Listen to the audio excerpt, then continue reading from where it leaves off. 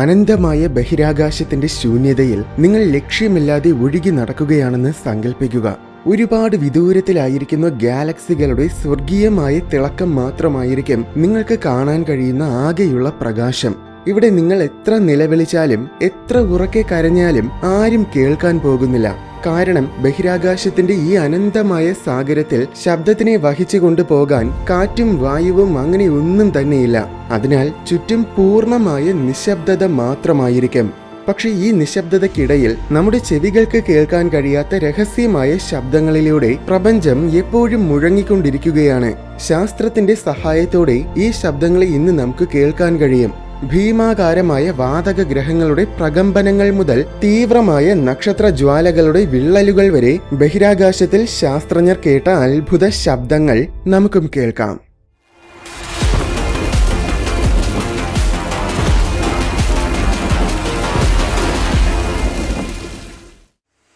ഒരു മാധ്യമത്തിൽ വരുന്ന സമ്മർദ്ദത്തിന്റെ വ്യതിയാനങ്ങളെ ഡിറ്റക്ട് ചെയ്യാൻ കഴിയുന്ന രീതിയിലാണ് നമ്മുടെ ചെവികൾ രൂപീകരിക്കപ്പെട്ടിരിക്കുന്നത്.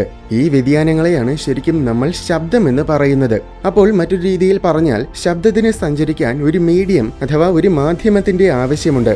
മീഡിയം എന്ന് പറയുമ്പോൾ ഖരരൂപത്തിലോ ദ്രാവക രൂപത്തിലോ വാതക രൂപത്തിലോ ഉള്ള എന്ത് വേണമെങ്കിലും ആയിരിക്കാം. അതായത് ഒരുപക്ഷെ ജലമായിരിക്കാം, വായുവായിരിക്കാം, പാറയായിരിക്കാം, തടിയായിരിക്കാം, അങ്ങനെ അതെന്ത് തരത്തിലുള്ള മീഡിയവും ആകാം.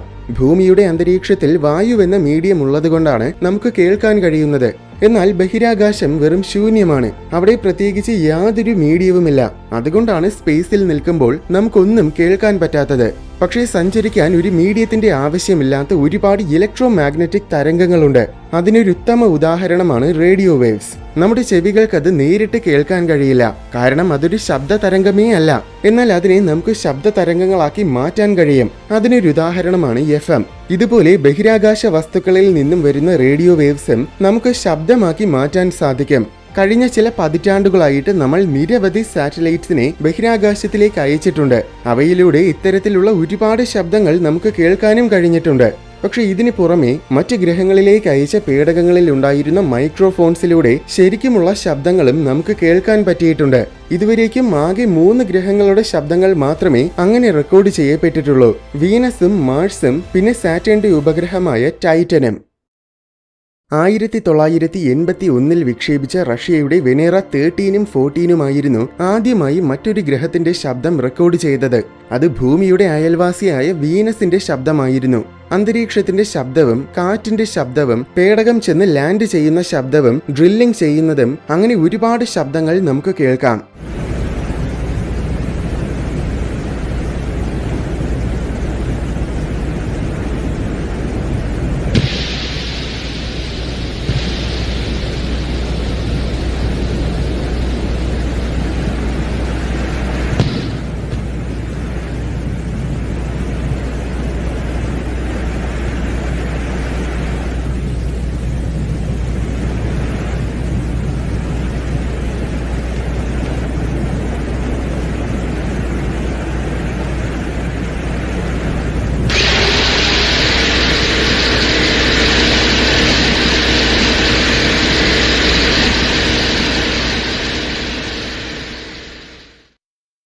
ഭൂമിയുടെ രണ്ടാമത്തെ അയൽവാസിയായ മാർസിലും പല സ്പേസ് ഏജൻസികളും പേടകങ്ങൾ ഇറക്കിയിട്ടുണ്ട്.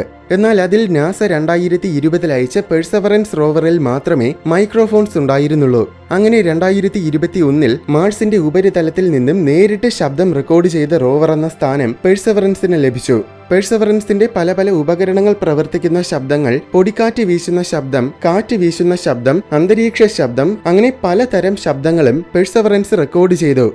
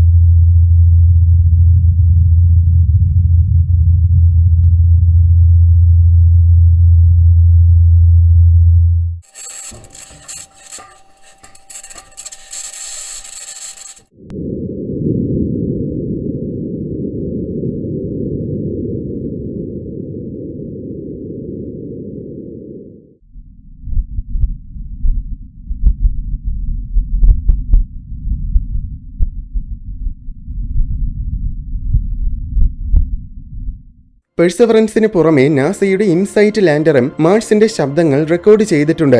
ഇൻസൈറ്റിൽ ശരിക്കും മൈക്രോഫോൺ ഉണ്ടായിരുന്നില്ല, പകരം അതിൽ വളരെ മികച്ച സെയ്സ്മോമീറ്റർ ഉണ്ടായിരുന്നു. അതിലൂടെ മാർസിൽ വീശുന്ന കാറ്റിന്റെ ശബ്ദം, മാർസ് കുലുക്കത്തിന്റെ ശബ്ദം, ഉൽക്കാപതനത്തിന്റെ ശബ്ദം, അങ്ങനെ നിരവധി ശബ്ദങ്ങൾ റെക്കോർഡ് ചെയ്തിട്ടുണ്ട്.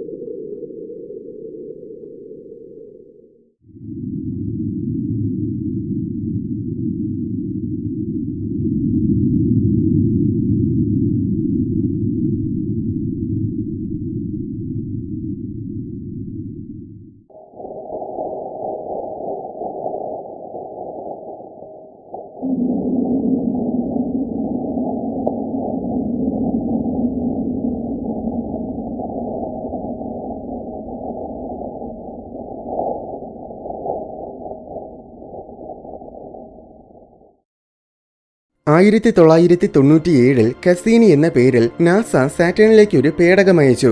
എന്നാൽ സാറ്റേണിലേക്ക് പോകുന്നതിനിടയിൽ ജൂപ്പിറ്ററിന് സമീപമെത്തിയപ്പോൾ കസീനി പേടകം ജൂപ്പിറ്ററിൽ നിന്നുമുള്ള വിചിത്രമായ ഒരു ശബ്ദം റെക്കോർഡ് ചെയ്തു.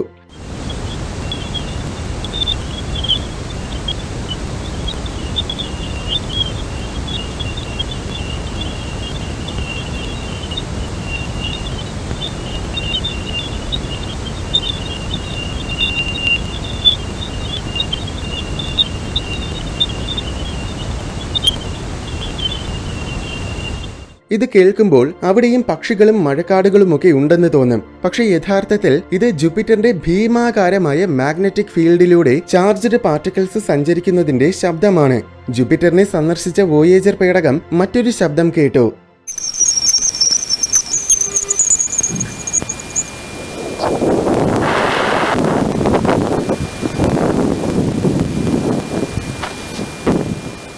സൂര്യന്റെ സൗരക്കാറ്റ് ജൂപ്പിറ്ററിന്റെ മാഗ്നറ്റിക് ഫീൽഡുമായിട്ട് കൂട്ടിയിടിക്കുന്ന ശബ്ദമാണിത്. ജൂപ്പിറ്ററിനെ നിരീക്ഷിക്കാൻ നാസ 2011 വിക്ഷേപിച്ച ഒരു പേടകമാണ് ജൂണോ. ഇതിന്നും ജൂപ്പിറ്ററിനെ വലം വയ്ക്കുന്നുണ്ട്. 2017 ഇത് ജൂപ്പിറ്ററിന്റെ അയനോസ്ഫിയറിന്റെ ശബ്ദം റെക്കോർഡ് ചെയ്തു.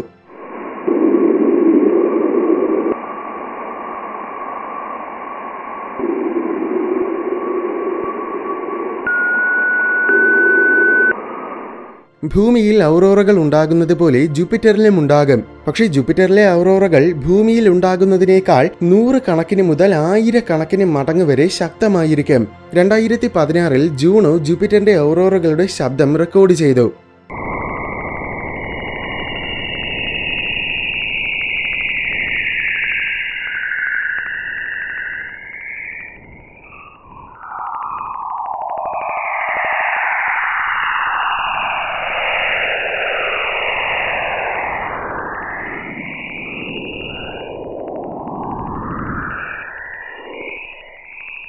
ഈ കേട്ടത് 13 മണിക്കൂറുകളുടെ നിരീക്ഷണത്തെ വെറും 25 സെക്കൻഡുകളിലേക്ക് കംപ്രസ് ചെയ്തതാണ്. ജൂപ്പിറ്ററിന്റെ മാത്രമല്ല, അതിന്റെ ഉപഗ്രഹങ്ങളുടെ ശബ്ദങ്ങളുമുണ്ട്. ഗലീലിയോ എന്ന നാസയുടെ മറ്റൊരു പേടകം ഗാനിമേഡിന് സമീപത്തുകൂടെ പോയപ്പോൾ ഗാനിമേഡിൽ നിന്നുമുള്ള പ്ലാസ്മ തരംഗങ്ങൾ ജൂപ്പിറ്ററിന്റെ മാഗ്നറ്റിക് ഫീൽഡുമായിട്ട് ഇടപഴകുന്ന ശബ്ദം കേൾക്കാൻ പറ്റി.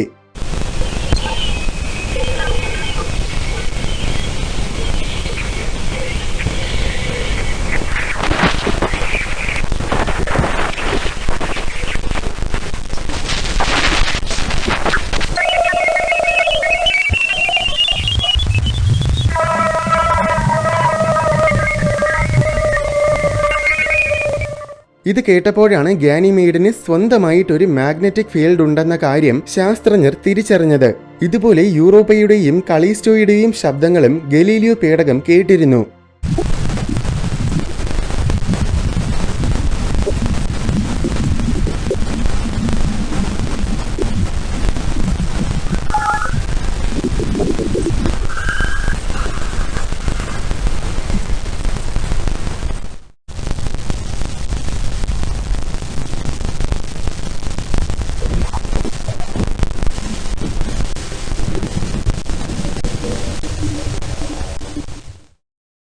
1977 വിക്ഷേപിച്ച വോയേജർ 1 പേടകം 2012 സൗരയൂഥം കടന്നുപോയി.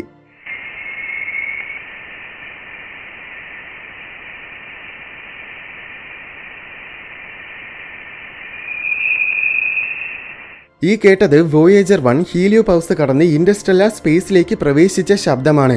ഇത് പക്ഷേ ഇത്രയും സമയം കൊണ്ട് കേട്ട ശബ്ദമല്ല, മറിച്ച് 2012 മുതൽ 2013 വരെ ഏകദേശം 7 മാസങ്ങൾ കൊണ്ട് കേട്ട ശബ്ദത്തിനെ ഇത്രയും ചുരുങ്ങിയ ശബ്ദമാക്കി കംപ്രസ് ചെയ്തതാണ്.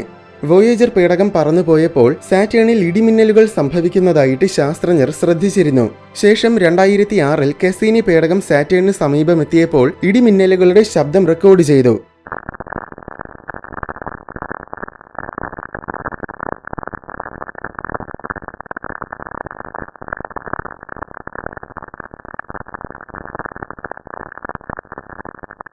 ഈ കേട്ടത് സാറ്റേണിലെ വളരെ വലിയൊരു കൊടുങ്കാറ്റിലുണ്ടായ ലൈറ്റ്നിങ്ങിന്റെ ശബ്ദമാണ്. ഈ കൊടുങ്കാറ്റിന് ഭൂമിയുടെ പല മടങ്ങ് വലിപ്പമുണ്ടായിരുന്നു. ഭൂമിയുടെ ഇടിമിന്നലുകളിൽ നിന്നും വമിക്കുന്ന റേഡിയോ തരംഗങ്ങളെക്കാൾ 10,000 മടങ്ങ് ശക്തമായ റേഡിയോ തരംഗമാണ് അന്ന് സാറ്റേണിന്റെ ലൈറ്റ്നിങ്ങിൽ നിന്നും വന്നത്. 2016 കെസീനി പേടകം സാറ്റേണിന്റെ റിങ്ങുകളിലൂടെ കടന്നുപോയപ്പോൾ റിങ്സിന്റെ ശബ്ദവും റെക്കോർഡ് ചെയ്തിരുന്നു.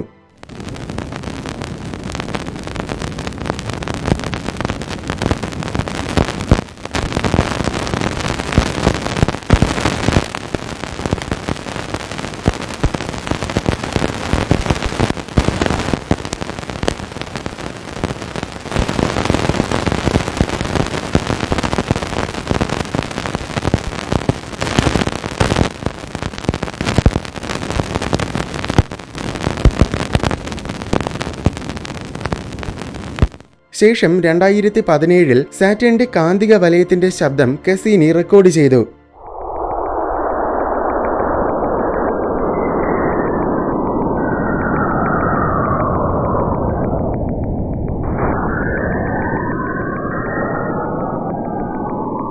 കെസീനി പേടകത്തിൽ ഹൈഗൻസ് എന്ന ചെറിയൊരു ലാൻഡർ കൂടെ ഉണ്ടായിരുന്നു. അത് സാറ്റേണിലല്ല, മറിച്ച് സാറ്റേണിന്റെ ഏറ്റവും വലിയ ഉപഗ്രഹമായ ടൈറ്റനിലാണ് ചെന്നിറങ്ങിയത്. വെറും 3 മണിക്കൂറുകൾ നേരത്തേക്ക് മാത്രമാണ് ഇത് ടൈറ്റനിൽ പ്രവർത്തിച്ചത്. ആ രീതിയിലായിരുന്നു ഇതിനെ ഡിസൈൻ ചെയ്തത്. ഹൈഗൻസിൽ മൈക്രോഫോണും ക്യാമറയും ഉണ്ടായിരുന്നു. അതുകൊണ്ട് തന്നെ ടൈറ്റനിലേക്ക് ഇറങ്ങുന്ന സമയത്തിൽ അത് വീഡിയോയും ശബ്ദവും റെക്കോർഡ് ചെയ്തിരുന്നു.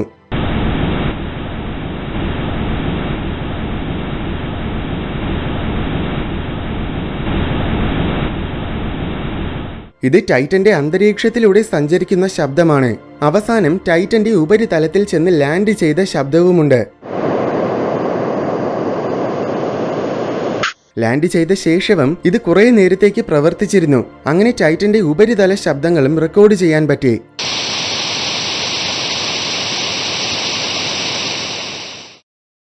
നമ്മുടെ സൗരയൂഥത്തിന് പുറത്തുള്ള വസ്തുക്കളുടെ ശബ്ദങ്ങളും നമ്മൾ റെക്കോർഡ് ചെയ്തിട്ടുണ്ട്.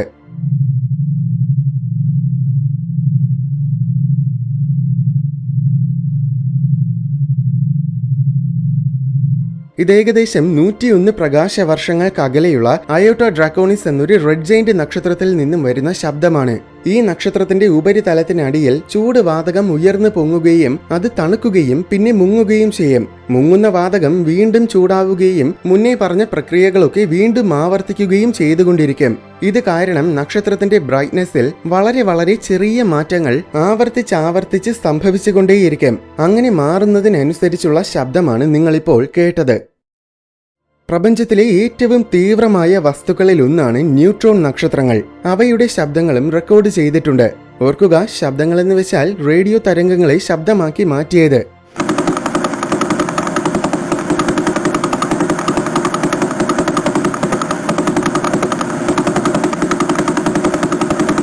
ഏകദേശം 1000 പ്രകാശവർഷങ്ങൾക്കകലെയുള്ള വെല എന്നൊരു പൾസാറിന്റെ ശബ്ദമാണിപ്പോൾ കേട്ടത്. പൾസാർ എന്ന് വെച്ചാൽ ന്യൂട്രോൺ നക്ഷത്രങ്ങളുടെ ഒരു വകഭേദമാണ്. ഈ പൾസാർ ഒരു സെക്കൻഡിൽ 11 തവണയാണ് കറങ്ങുന്നത്. ഇതിലെ ഓരോ ക്ലിക്കും ഇതൊരു തവണ സ്വയം കറങ്ങുന്നതാണ്. സെക്കൻഡിൽ 11 തവണ എന്ന് പറയുമ്പോൾ ഏറ്റവും വേഗത്തിൽ കറങ്ങുന്ന ഹെലികോപ്റ്ററിന്റെ റോട്ടറിന് പോലും ഇത്രയും വേഗത ഇല്ല എന്ന കാര്യം ഓർക്കണം. പക്ഷെ യഥാർത്ഥത്തിൽ മറ്റു പൾസാർ നക്ഷത്രങ്ങളെ അപേക്ഷിച്ച് നോക്കുമ്പോൾ വെല പൾസാർ കുറഞ്ഞ വേഗത്തിലാണ് കറങ്ങുന്നത്. കാരണം സെക്കൻഡിൽ 700 തവണ കറങ്ങുന്ന പൾസാറുകളെ വരെ നമ്മൾ കണ്ടിട്ടുണ്ട്. എന്തായാലും ഇതുപോലെ വേറെയും നിരവധി പൾസാറുകളുടെ ശബ്ദങ്ങളുണ്ട്.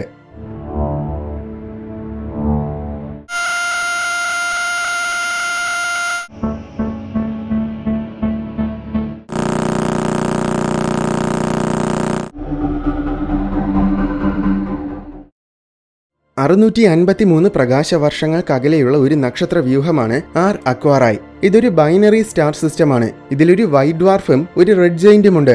ഏകദേശം 45 വർഷങ്ങൾ കൊണ്ടാണ് ഇവ ഒരു തവണ പരസ്പരം വലം വയ്ക്കുന്നത്. വൈറ്റ് ഡ്വാർഫിന്റെ ധ്രുവങ്ങളിൽ നിന്നും ശക്തമായ ഊർജ്ജ പ്രവാഹങ്ങൾ ഉണ്ടാകുന്നുണ്ട്. പല ടെലിസ്കോപ്പുകൾ ചേർന്ന് ഇതിന്റെ ഒരു ചിത്രം പകർത്തിയിട്ടുണ്ട്. ഈ ചിത്രത്തിൽ മധ്യഭാഗത്തിൽ കാണുന്ന ബ്രൈറ്റ് ആയ ഭാഗത്തിലാണ് 2 നക്ഷത്രങ്ങളും സ്ഥിതി ചെയ്യുന്നത്.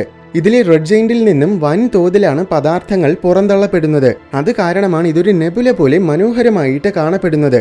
ഈ ചിത്രത്തിലെ വിവിധ വേവ് ലെങ്തിലുള്ള പ്രകാശങ്ങളെ അതിൻ്റെതായ ശബ്ദത്തിന്റെ ഫ്രീക്വൻസികളിലാക്കി മാറ്റിയിട്ടുണ്ട്. അത് കേൾക്കാൻ ശരിക്കും സംഗീതം പോലെ തോന്നും.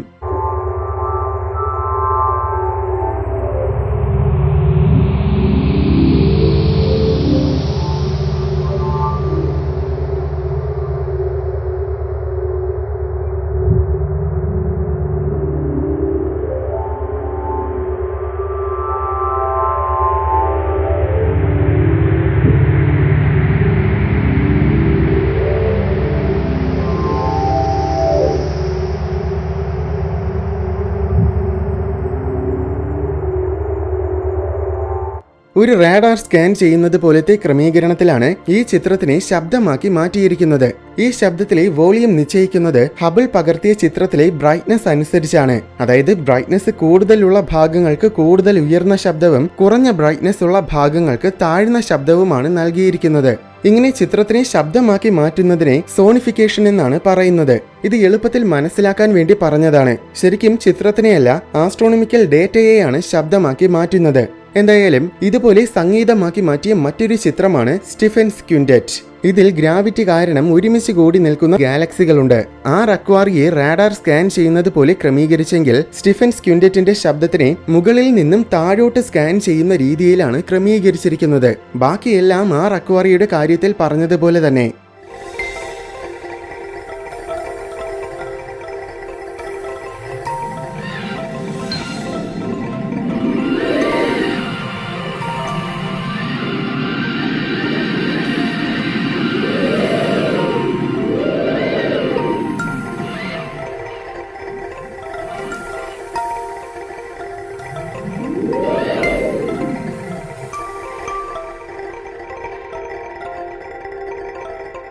M104 എന്ന ഗാലക്സിയുടെ ചിത്രത്തിനെയും ഇങ്ങനെ സംഗീതമാക്കിയിട്ടുണ്ട്. നമ്മുടെ ഗാലക്സിയുടെ പകുതിയോളം വലിപ്പമുള്ള M104 ഏകദേശം 3 കോടി പ്രകാശവർഷങ്ങൾക്കകലെയാണ് സ്ഥിതി ചെയ്യുന്നത്. ഇതിന്റെ ശബ്ദവും മുകളിൽ നിന്നും താഴോട്ട് സ്കാൻ ചെയ്യുന്ന രീതിയിലാണ് ക്രമീകരിച്ചിരിക്കുന്നത്.